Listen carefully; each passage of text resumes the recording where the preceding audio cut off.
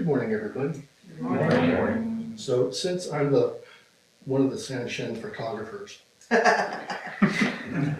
so everyone say hello and cheese. And then one more time. The goofiness of us all. That's I do have to wonder, like, as I'm chanting this, I should just be focused on nothing but chanting, but I'm also going, this would make a great picture. Should I pick up my phone? We'll stage it for you later. Yeah. Anyway, I hope you're doing well this wonderful Sunday morning. It was nice and rainy here in Bloomington yesterday. Made for some fun while driving. And today it's nice and humid, but it's not cloudy. It will be a good day today. So, I've been coy about I haven't said what the title of the Dharma talk is for today, because it's kind of, I don't know. Where do you end? That's the title. And you as in self. With Buddhism, we have no self. No ifs, ands, or buts about that. It's it's core to our beliefs. So if we have no self, it begs the question, what is the self? And that is something I can't answer. But if we started to look around, if you start to look around you and your relationships to other people, things, times, you start to see how the self isn't limited to what you possess or what you are with being and becoming. And I'm going to give you a series of examples of things that happened. This Dharma talk literally came to me during zazen, and it was just one sentence. It was the one sentence. And it's like, where does your self end? And I started thinking about all the clothes that I wore, that I have worn, and it starts with high school, because high school was where I really myself turned into myself.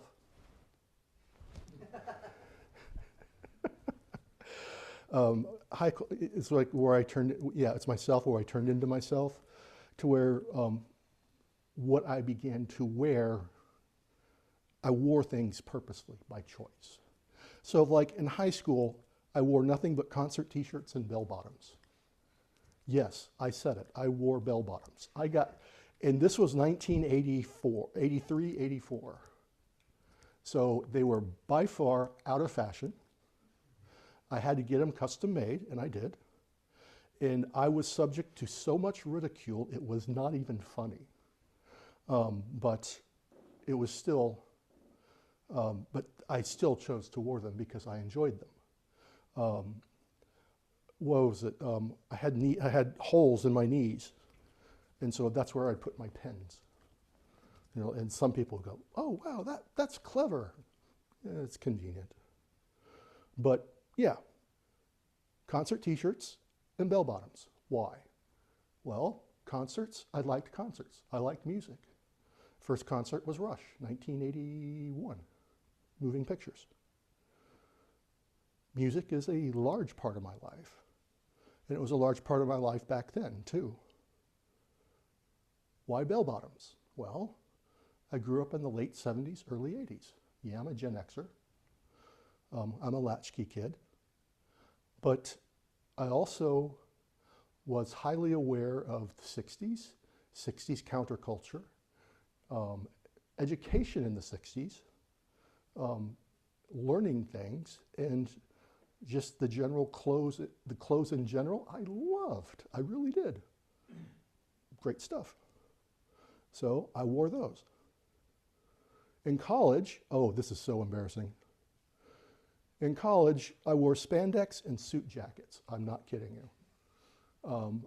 I was an avid bodybuilder, and so I would wear spandex shorts, tank tops, and a suit jacket. And if you think that's bizarre, I also had a penchant. I had a knack for wearing camouflage shorts and Hawaiian t-shirts, or not t-shirts, but Hawaiian shirts. So you have this really mixed culture of military and laziness. And, well, I'm not saying Hawaiian t-shirts are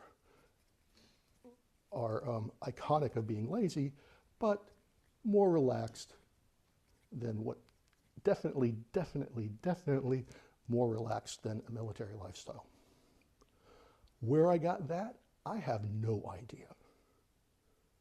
Spandex and suit, why I would wear a suit jacket with spandex, I have no idea either, but I did. So grad school, Oxford button-downs and jeans. It was a style of the time. It was a style of the time, and also coming close to what educators wore. So as I was studying to be an educator, I was trying to dress like them. Normal work. Yeah, normal work. What's normal work? Well, I did not become an educator. And so I had to go out into the workforce. And when I went out to the workforce, what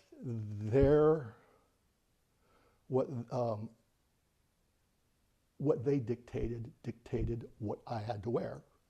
And at the time, it was just at the beginning of the internet revolution. And so everyone was stuck in the 80s and 70s by wearing suits. So the first thing I had to do was wear a suit. And I didn't actually mind, I wore suit jackets before, didn't mind wearing them. But one of the things that I found interesting was that I didn't like wearing the shoes. So I had my first job, I was second shift. I had to come in, total suit, and because I'm second shift, I don't have to wear a tie. That's so nice. Kind of casual and just a button down. And then I also brought extra shoes, tennis shoes, so when everyone left and it was just me, I would put on my tennis shoes, and so I would be comfortable. Suit and tennis shoes. And the fun thing is, that's a style now. You have to have decent $200 pair of shoes, but still, it's a style. And I'm appreciative of it. But again, what I'm doing here is giving you examples of what I wore in relationship to where do I end, right? And so I'm wearing a suit in formal work, or in the formal work, I end with what's dictated by the company. In here I have informal work. Well, the standards of dress codes changed, and it was a highly contentious topic in the early to mid 90s. Companies were rebelling, but people wanted to have better dress codes. They wanted to be more comfortable. And so, for informal work, I still stuck with Oxfords and khakis, but I didn't tuck them in. I didn't wear a tie. I wore them just to be comfortable. So that's where I ended. I ended with being comfortable. I worked at Illinois State University, tie-dyed t-shirts and patched jeans. And yes, I only know how to sew one thing. And so if you looked closely, it looked like my rock suit. All the patches on my jeans looked like my rock suit at the time. Why tie-dyed t-shirts? We had the Sugar Creek Arts Festival, and we had some guy from Missouri come up every year, and he had tons and tons and tons of tie-dye t-shirts, and I would limit myself to 2. I even pulled out a button-down Oxford for him to tie-dye, but he didn't come back that year. So, Zen. Well,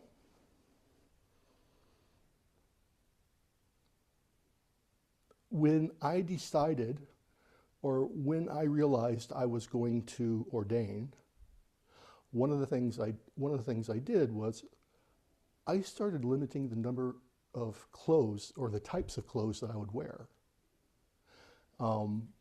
And I wanted to do this so I could get just used to a simple set of colors. So I have black, gray, and blue jeans. I also have some khakis and some other things too.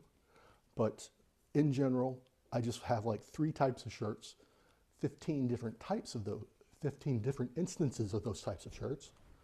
So I have a boatload of clothes. I am what some people in the world call a clothes horse.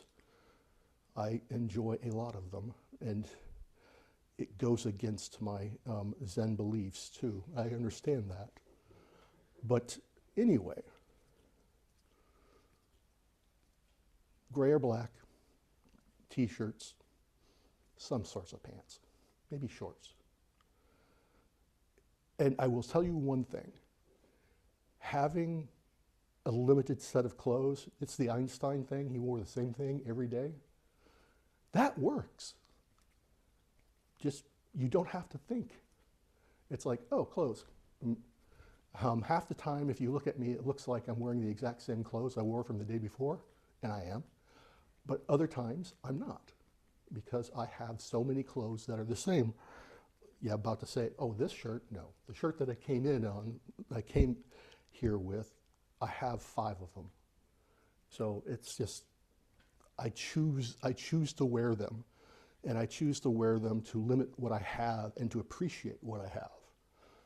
I don't know if that's a Zen thing or not. I should know, but I don't. Anyway, shoes. I used to have this weird thing where I could not wear black.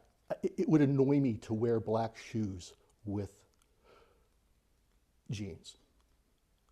I would have something dark on my feet, a light blue, and then whatever I'd have, like a dark shirt. It didn't work for me. And it would drive me nuts, and it would drive me crazy. I just couldn't do it. It had to be, if I had blue jeans on, it had to be white shoes. If I had khakis on, white shoes. And then something happened. It's called COVID. And I would put clothes on when I needed, I'd put the shoes on when I needed, and I would wear one certain set of shoes, which were darker than my normal white shoes. So I eventually got rid of that phobia or that fear or that disdain of mine of having to wear dark shoes with blue jeans. I can do it now. Excuse me.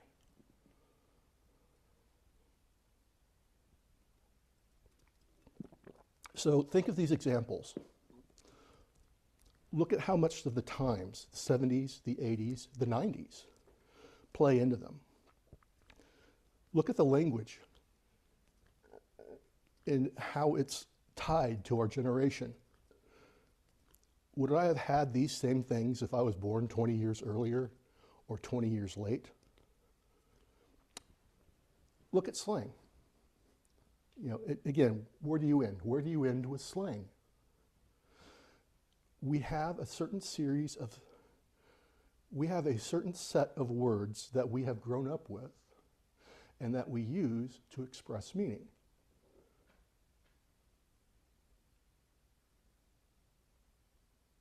And we pick it up from other people. We pick it up from the community, from the zeitgeist, from whoever we deal with.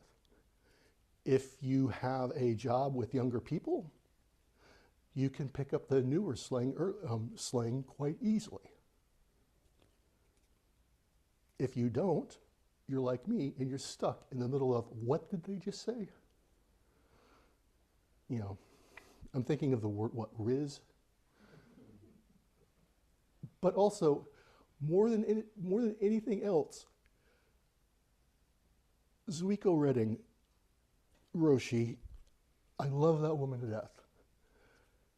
she grew up in the 50s and the 60s, and it was just very interesting to hear her just say, dude. It kind of, in one sense, it didn't seem like it was her, but in another sense, it was very much her, right? And so it really gives a good example.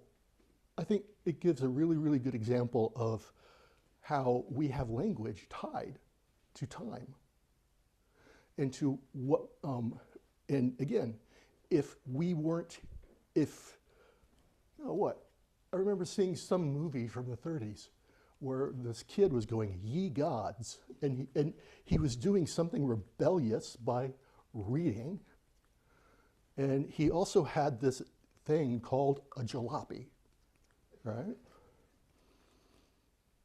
But it was within his time. It was within his time. It was within his area. I don't think I think if you ever went up to him and said, hey, do you have Riz? I don't think that he would know what you were talking about. Even if you went up to him and said, dude, man, he still wouldn't know what you were talking about. So where do I end? Where do I end with my clothes? Those clothes are dependent upon the fashion that I am wearing, but dependent upon the fashion of the day. It's very difficult to get out of that. Look at my bell bottoms. I had to get them physically made.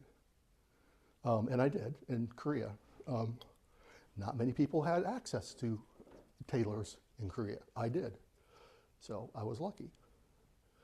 But what it comes down to is, where do you end? Do I end with my clothes? Do I end with my language? And are these static or constantly changing? One of the things one of the things Dogen says in Shobogenzo Zui Monkey is you need a good Dharma friend to obtain the way. You can't attain the way without having a Dharma friend. Where do you end with your friend? I had a high school best friend. His name was Brad. He did some things that were totally shocking to me. He got me to read. I mean, reading for pleasure, reading for knowledge, and using that knowledge to help myself. That was something that I was not privy to. He introduced me to this thing called vegetarianism. Well, I am not a vegetarian. And I don't think I'll ever be one. I like steak a little too much. Sorry, everybody, but that's just the way I am. But one of the things that my friend Brad helped me do and understand is, well, it's rare that I eat steak. I will eat it, but like at one point in time, it was like I would go out to eat once every 5 years for a steak, and then it was once every other week. But knowing my friend Brad helped me understand, or changed me, to where I would eat lighter. I could eat vegetarian food without any issue, because we would always go out to eat. It was predominantly a Taco Bell bean burrito, because in Texas at that time, there was nothing out there that was vegetarian. But what he did helped me change the way I acted in future times. So when I bought my house in Illinois, I decided I would not make any meat in that house. If I wanted meat, I would go out to eat. And I would. And I would occasionally get an extra hot dog and give it to my dog, Vale. So he would have something enjoyable. we had Taigen Dan Layton, Roshi. We had him visiting here, and I put him up. I put him up in my place, and I asked him what he liked, and he said, "Oh, I can eat anything but hooved animals." I'm like, "Sweet," because that's all I cooked. I cooked meat. I cooked vegetarian food, but I never would cook meat in the food itself. So I would cook I would cook a soup, and then later add the meat into it. You can say that I'm a vegetarian light, but predominantly, all of this comes from my friendship with Brad. Now,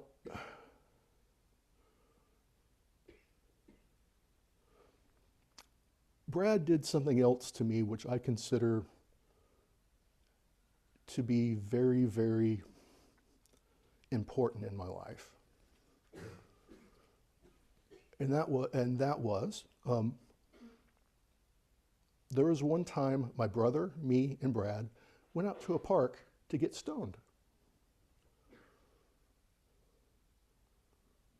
He looked at me and said, "Do you really need to do this?" I said, "No, I don't," but I still did it. But that question, in and of itself, was enough for me to get me to think, do I really need to? I'm not really sure if I need to do this stuff. It's not really for me. I like to read. I like to learn knowledge. You can't do that when you're getting stoned. And so later on, I took a month off and just said, I'm not going to do anything for a month. And then later, I did it again. And then it was just more recreational than what it used to be. Until finally, after watching a news story about, it was really about Parkinson's, but had some bad things about drugs. One of the, I just stopped doing them in general. I haven't done illegal drugs since 1992. This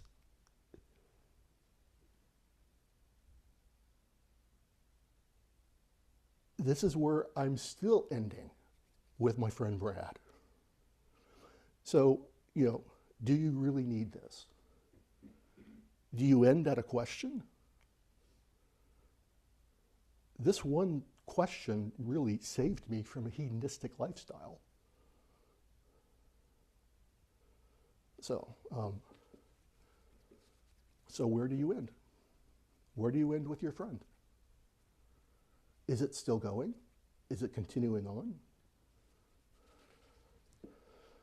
So I've memorized the Hanya Shenyo and the Daihi Shindarani.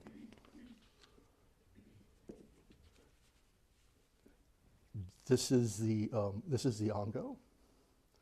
We were supposed, when I first introduced you to the Ango, I said this is a point of time to stretch.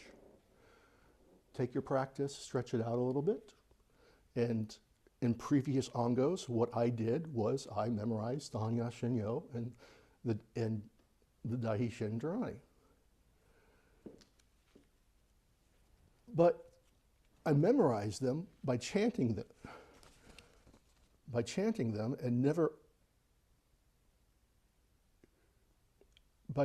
over and over again with other people.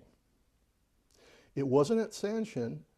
If it wasn't at Sanshin, it was at home chanting with other groups of people on YouTube.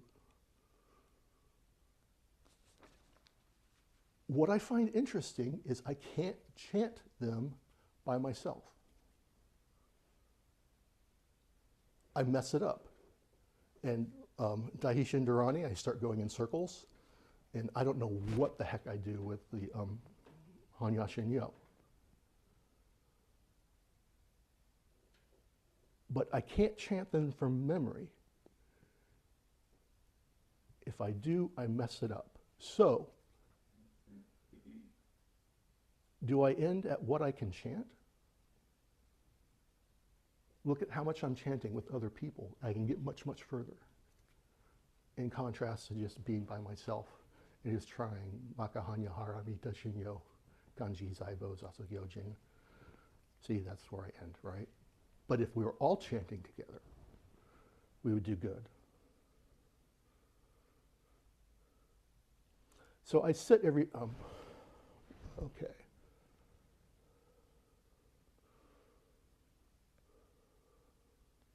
So I sit every day paying attention to what comes into my head and then letting it go. Zazen. This little step of turning the light inwards, does it end with the cushion? When I get up, I take the cushion with me.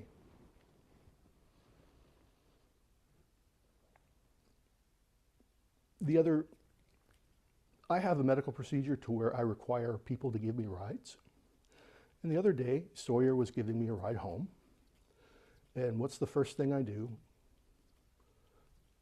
I complain about other drivers.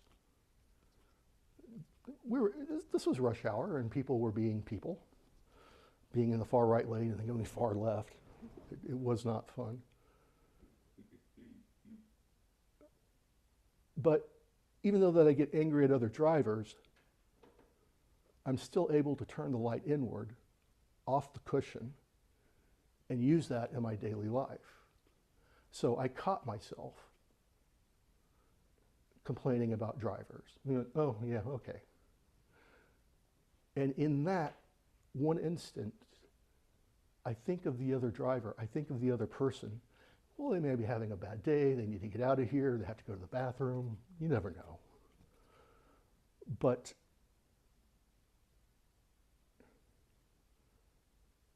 I was there, and my cushion was there. And having my cushion there with me allowed me to be a little bit better than just the, oh, idiot drivers. Having that cushion with me allowed me to be myself, which allowed me to be that other driver. So it wasn't really a complaint. It was a complaint, but an understood complaint.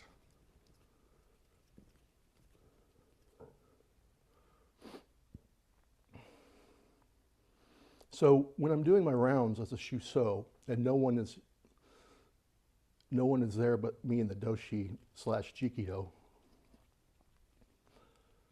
where do I end?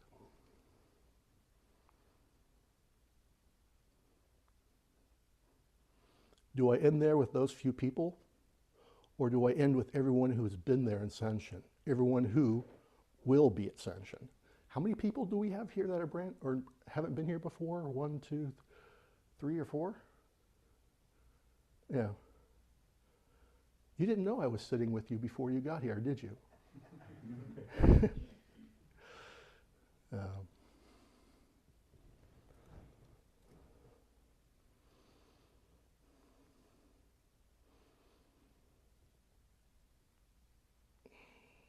So Sawyer included it in the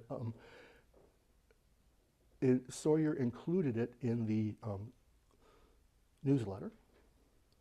There is a haiku up there and on the chalkboard, corkboard, up at the front by our shoes, and it goes like this. Well, it doesn't go like this. It is this. I'm not alone when I walk these morning rounds. Everyone through time. So when you're here and you sit in this environment, when you sit with this ritual that we do, why do I have to bow? Why do I have to stand at gasho? When you stand and do all of that, where do you end? Are you ending with the bow, or are you just beginning? It may not be right, but I constantly say it.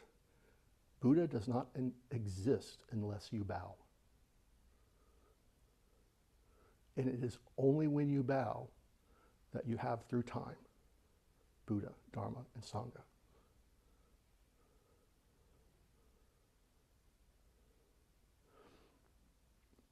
When we think of transmission as something special, when we think of transmission, we think of it as something special, different, external from us, from us. But transmission is happening to us all the time. With each small correction, we constantly are learning the way right there, right now. And it's not an individual thing between you and a teacher. It's a correction between you and every teacher. Doju is the latest person to get back from seminary, and he's been giving us wonderful corrections. We are having a new, as you'll hear in our announcements, we will have a new Ryaku Fusatsu. We'll be doing it a little bit differently, and he helped put it together. But every time I wonder if my robe is right. I wonder how I'm sitting is right. I don't know. But I know every time Doju gives me a correction, it's not from him and his personal attitude. It is from every teacher that he ever had at Kotaiji. It is from everybody he dealt with, and it is his own experience coming forth into fruition into what we have in our daily life.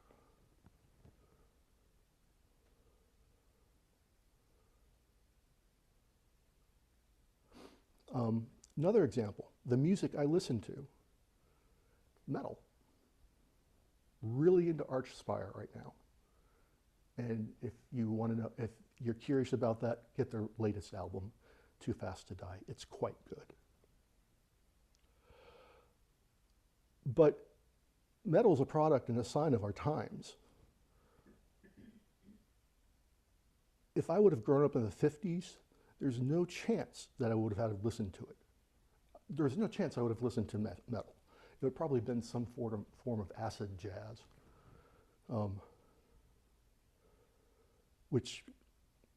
bebop. I like bebop too much.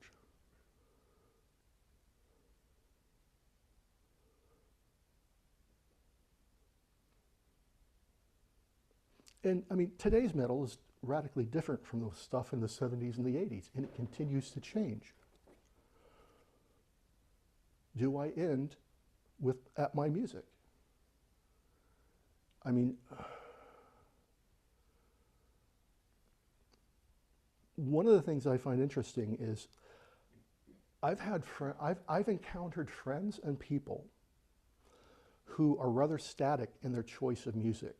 They listen to the same thing that they listened to in high school, and it hasn't changed. They still play it too. They're really, really, really good at rhythm and blues, but that's it. And they don't go beyond any of that. They don't go beyond the music that they've been used to, and to see what's out there in the world, in life. They're not seeing the relationships or the continuous change that is their life. And that's one of the reasons why I'm very, very happy to be able to listen to new forms of music, because it's enjoyable. It's the sign of the time. Sign of the times. That seems a little bit too cliche. It represents what I have right here, right now. You know,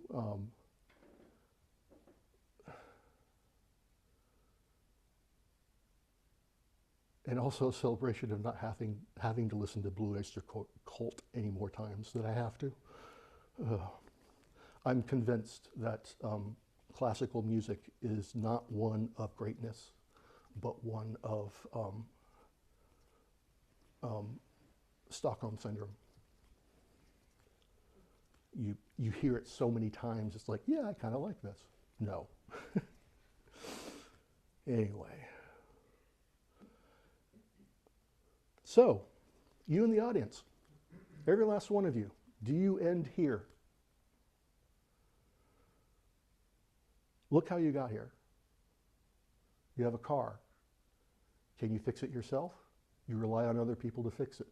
Mechanics, dealers, dealership. You have significant others. Did they help you to come here?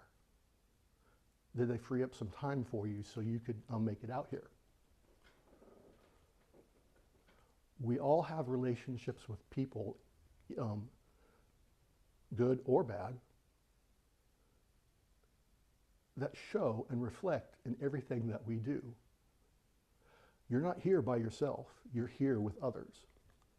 You're here with the people who wanted to help you get here. You're here with the people who didn't want to help you to get here, but still helped you to get here.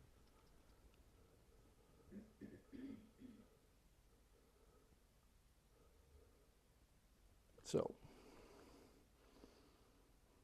like we do, like there is one morning person before COVID. He had been here once or twice, but he had his daughters to take care of.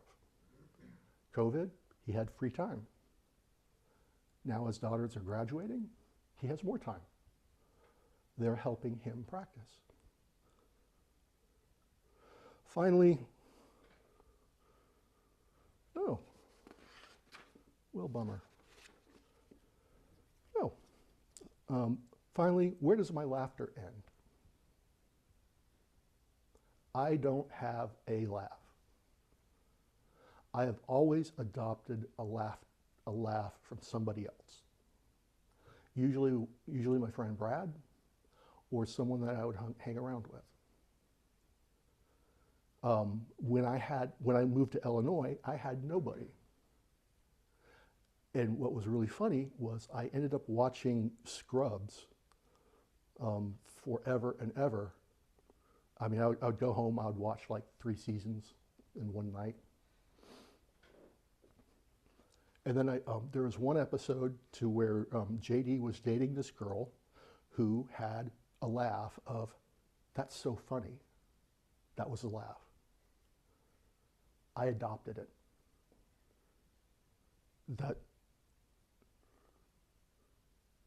That was just interesting for me. And when I also, I can't chant. It's very difficult for me to chant my own voice.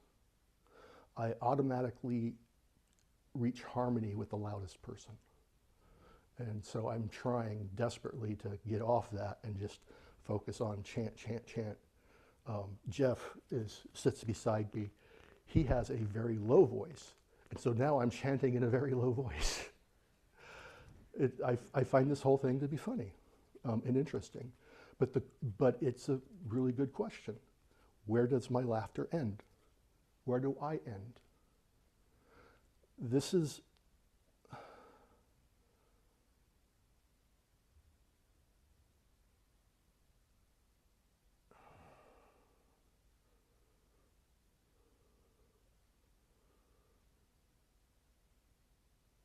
nothing but interrelationship, interdependence, and continuous change. When I say, where does this end? Where does my life end? My life doesn't end with me here. My life ends with the world, everything that I'm doing out, everything that I interact with, the interdependence, the change, the continuous change.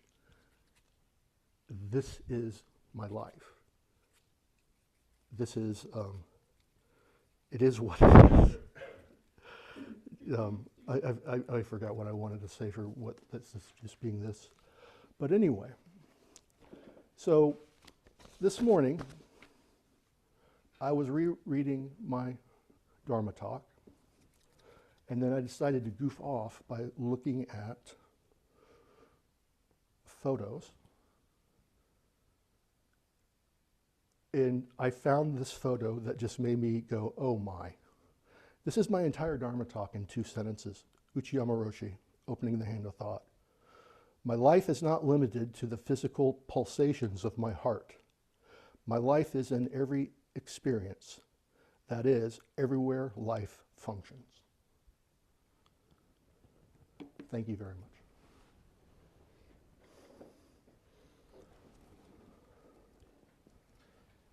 Anybody here questions? I'll take them, but I won't answer them. We expect it. I'll answer them. Any questions, comments in the room?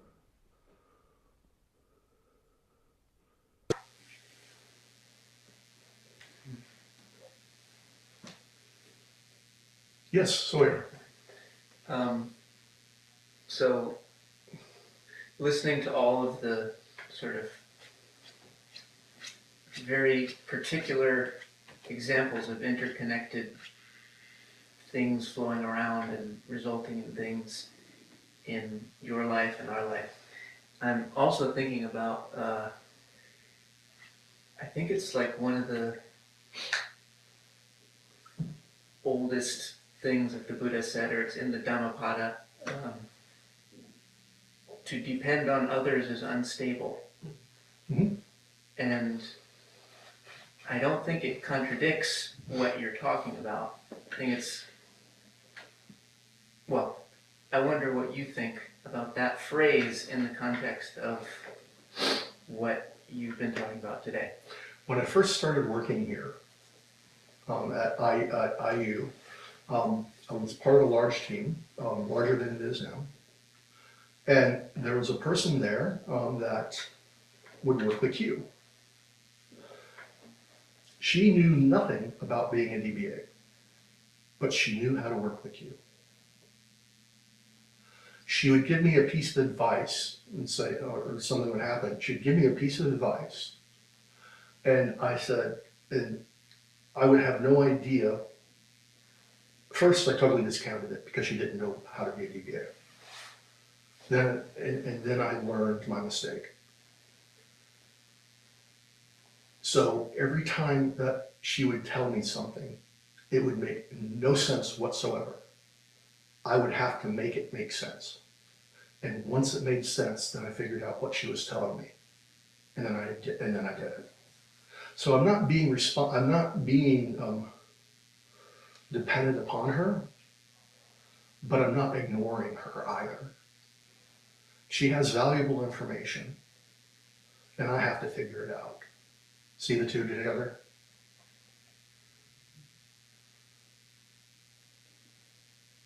Maybe.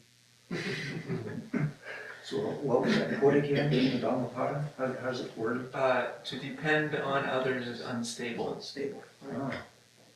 Because everything is changing all the time. So if we depend on somebody in a way which is clinging, right, expecting that nothing will ever change, we have a problem.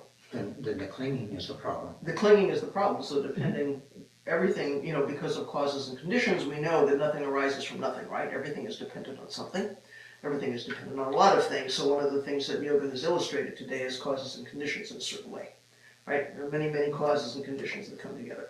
All of those causes and conditions are changing, therefore what arises from them is also changing. So we can't deny, there's an undeniable reality called cause and effect, right? Called cause dependence. And at the same time, everything is changing. So depending on things is unstable. We hear a phrase like that and we think, oh, that's bad. We shouldn't have dependence because it's unstable and therefore, unstable is bad. I think the interesting thing that phrase points out is it's not bad. Change is inevitable and causes and conditions and arising is inevitable. What we have to do is see that clearly, which says, if we depend on things, there will be instability, and that's okay, right? The nature of the universe is things change, right? So in all of the examples that you're talking about, there's a certain amount of, you're illustrating change. Cause and conditions are changing, what arises is changing. So dependence, in that way, there's instability, but in your life, you've changed with your changing causes and conditions, your karmic circumstances, and so instability has not necessarily been a bad thing, right? So when I hear that phrase, part of my brain goes, oh, ew, bad. The smarter part of my brain says, that's the nature of reality. So it's an interesting phrase to consider, right? It's an interesting way to see our coming and going, our arising and becoming.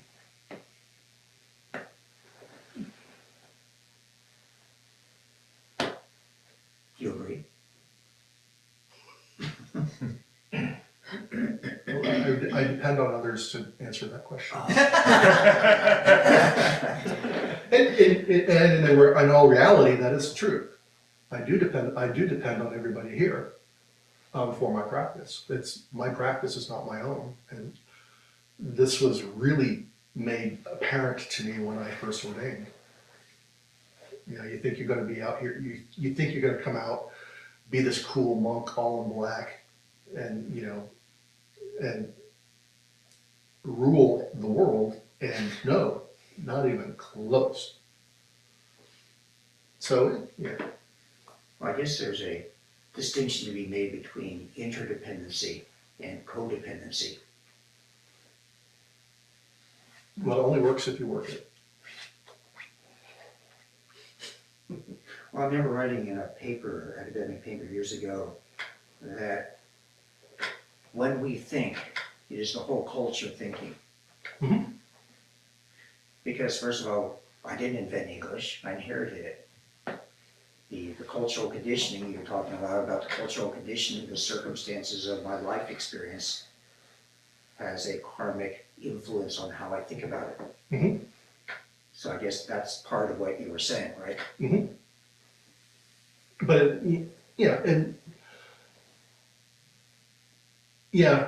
I unfortunately didn't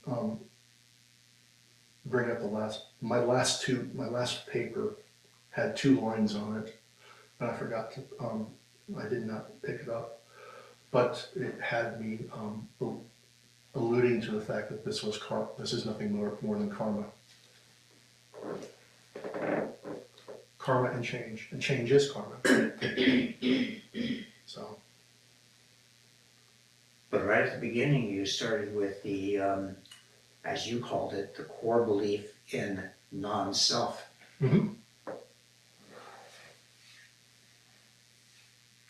Yes, we have no self, non-self. Well, Okay. no self. But you use the word I and mine and a lot of other things like that. Uh-huh. So, I also use the word being and becoming a lot too, uh-huh. and other fancy words as well, like codependency.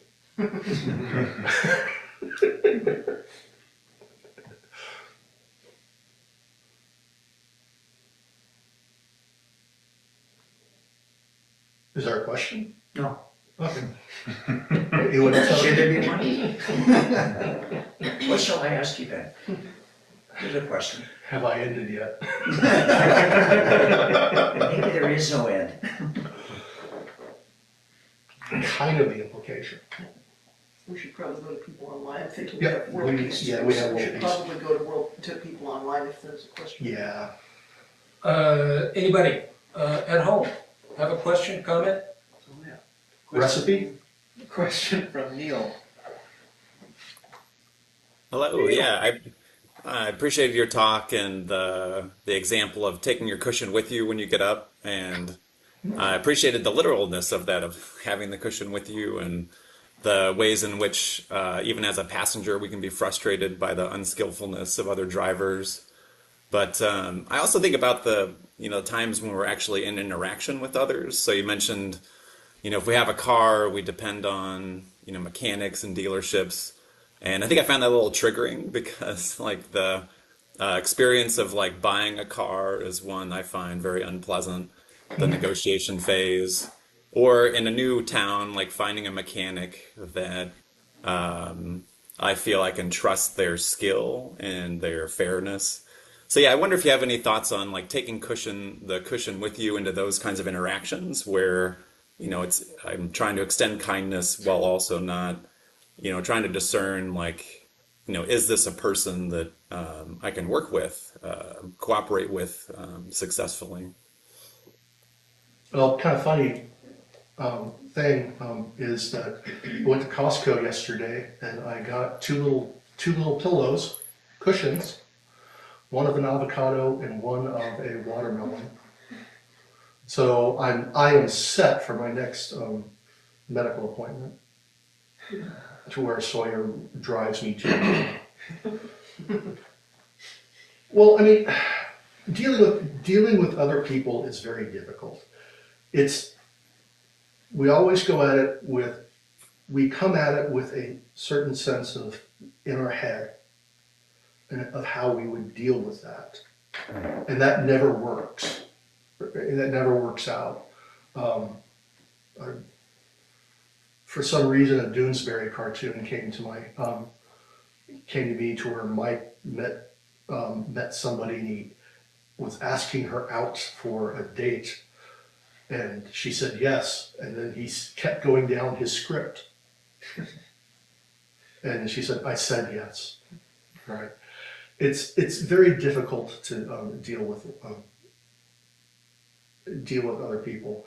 And also at the same time, it's also difficult to be yourself. And I mean that in the truest sense of the word, not in a limited sense, not in a small self sense of way of I know what I want, X, Y, and Z, and I'm going to get it. Being yourself is being open to the possibilities of X, Y, and Z, and doing what you need to do. And it's very difficult to do that when you deal with people, especially in a contractual situation. But you do your best, and that's all you can do. Like one of the things I try to do with I try to do at the coffee shop is if I get a good cup of coffee, I thank them for it. So when I'm leaving, thank you very much. That was a really good cup of coffee.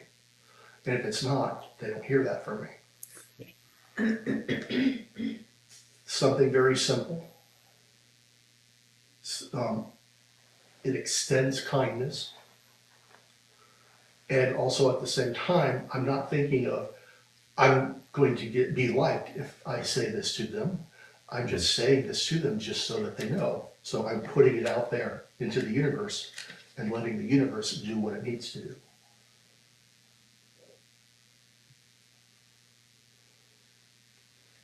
Thank you. Sure thing.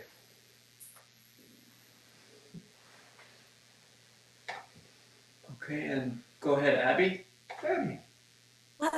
Yes, I want to return to Sawyer's question.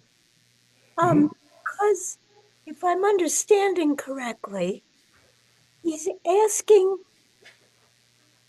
as we are influenced, and I know I enjoyed let me say first, I very much enjoyed your talk. Thank you. But in this interdependent web that we find ourselves, which itself is not homogeneous. There are pushes and pulls even within that realm of interdependencies. You may be pulled this way or that way. What is the role of discernment?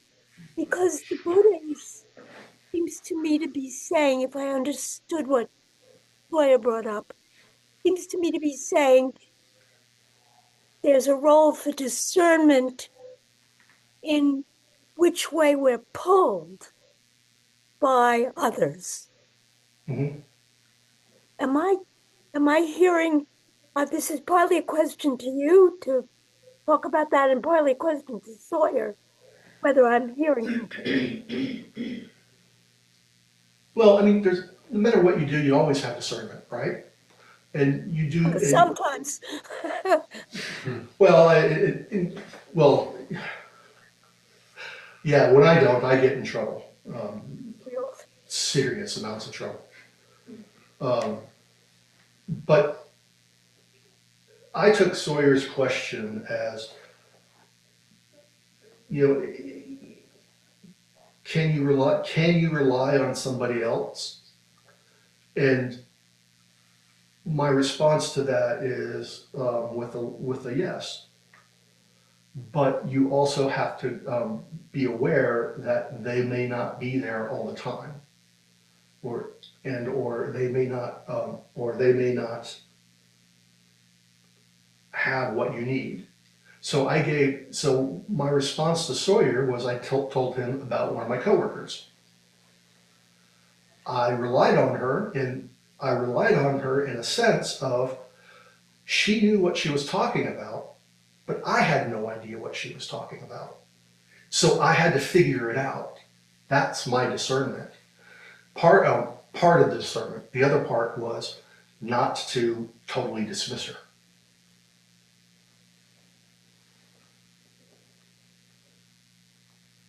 Thank